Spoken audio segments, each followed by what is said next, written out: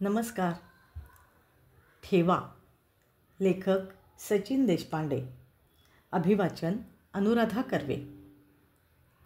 रात्री तो लेकाच्या खोलीत गेला. वाटीतून आणलेलं खोबरेल तेल त्यानं लेकाच्या गालावर अगदी हलक्या हातानं चोळलं. अजूनही त्याची बोटं उमटलेली दिसत होती गाढ झोपलेल्या लेकाच्या गालावर. त्याचं असं झालं, ऑफिसमधून येतच होता तो की गेटवर त्याला कंप्लेंट आली होती त्याच्या लेकाबद्दल, त्यांनी आज केलेल्या मारामारीची. बिल्डिंगमधल्याच एका मुलाचा शर्ट फाटला होता त्यात.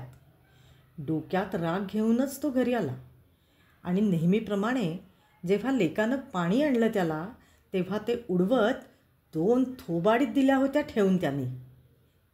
लेक काहीही न खाता पिता झोपी गेला होता. मग फक्त 8वीत आहे हा. इतक्या लहान वयात मारामारीची रग येतेच कुठून अंगात म्हणतो मी. गुंड होणार आहे का हा मोठा झाल्यावर? स्वगत सुरू होतं. अस्वस्थ होऊन चुळबुळ करत सोफ्यावर बसलेल्या त्याची बायको येऊन बसली त्याच्याजवळ आणि पाठीवरून हात फिरवत म्हणाली त्याला, कोणा मुलाला इतका बेदम चोप द्यायची रग कुठून बरं आली आपल्या अवघ्या 13 वर्षाच्या लेकात? हा खरंच गंभीर प्रश्नच आहे. पण मग आणिक एक प्रश्न पडायला हवा होता रे तुला, जो तुला पडलेलाच नाही. कारण पूर्ण सत्य तुझ्या कानावर आलेलंच नाही.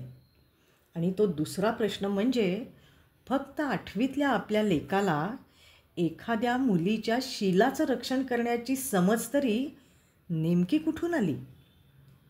एखाद्या कोणाला मारणं हा त्यांनी शोधलेला उपाय होता अरे, त्याच्यासमोर उभ्या ठाकलेल्या समस्येचा. आणि तुला फक्त त्याने अवलंबलेला उपायच कळला.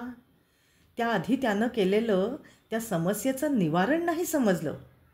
तर आता तेही ऐक. त्याच्याच वर्गातली बाजूच्या विंगमध्ये राहणारी एक मुलगी सायकल चालवताना चांगलीच पडली आणि सरपटतच पुढे गेली. तिचा ड्रेस पूर्णपणे फाटला आणि तिची अंडरगार्मेंट्स दिसून लागली त्यातून. तेव्हा तिला उठून उभं राहण्यासाठी दिलेला तिच्याच विंगमध्ये राहणाऱ्या त्या दोघांचा मदतीचा हात तिच्या अंगाच्या नको त्या भागावरून फिरू लागला. ती बावरून प्रतिकार करू लागली. पण 10वीतल्या त्या 2 मुलांपुढे काय चालणार होतं तिचं एकटीचं? तेव्हा आपला हा लेक एकटा भिडला त्यांना.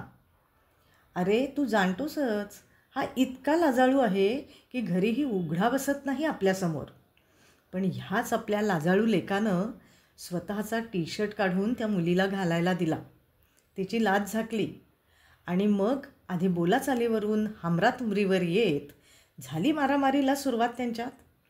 सिक्युरिटीवाल्यांनी मध्ये पडत सोडवली मग मारामारी कशीबशी. त्या 2 मुलांपैकी एकाचा शर्ट फाटला ते तुला सांगितलं कोणीतरी, पण आपल्या लेकाच्या उघड्या अंगावर उठलेल्या वळांबद्दल बोललं का कोणी तुला? तू यायच्या आधी अगदी तासभर आधी त्या मुलीचे आईबाबा आले होते आपल्याकडे. फक्त हात जोडले दोघांनी मला दारातूनच आणि निघून गेले ते वाहणाऱ्या डोळ्यांनी. आपल्या लेकाचा तो टी-शर्ट घट्ट धरला होता छातीशी त्या बाईंनी, पण त्यांनी तो दिला नाही मला आणि मीही मागितला नाही. आपल्या घरचा तो साध्यातला टी-शर्ट त्यांच्यासाठी कदाचित अमूल्य ठेवा झाला होता, जपून ठेवावा असा. हे सगळं डोक्यात घोळतच होतं त्याच्या की लेकानं कूस बदलली. झोपेत सदरा वर झाल्यामुळे उघड्या पडलेल्या लेकाच्या पाठीवर लाल जांभळे वळ दिसले त्याला. त्याने मग दाटलेल्या गळ्यानेच बायकोला हाक मारत वाटीत आणखी थोडं तेल घेऊन यायला सांगितलं होतं.